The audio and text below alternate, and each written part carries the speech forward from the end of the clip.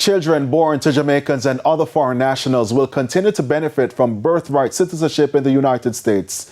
This after the U.S. Supreme Court struck down President Donald Trump's executive order to end birthright citizenship in the country. This historic ruling was handed down today. Kelesha Williams has that story. Stakeholders are calling it a big loss for U.S. President Donald Trump. On Tuesday, the Supreme Court struck down his executive order to end birthright citizenship. According to CNN, U.S. Chief Justice John Roberts said, quote, "The framers of the 14th Amendment extended that promise to every freeborn person in this land. We keep that promise today." End quote. Immigration attorney in the U.S. Xavier Francis outlined the key takeaways. So there are three main takeaways here.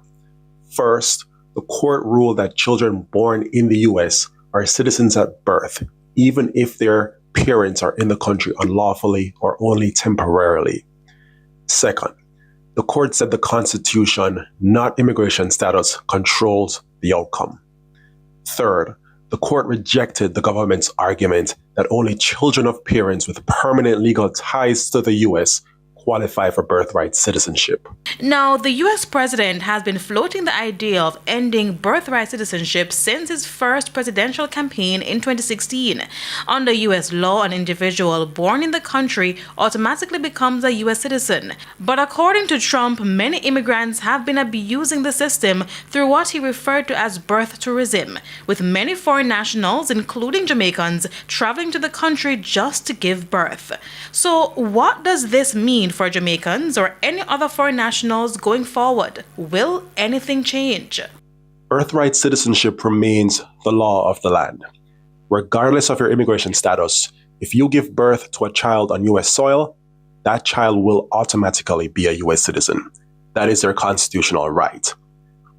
Now, the only way for them to get rid of birthright citizenship is through a constitutional amendment.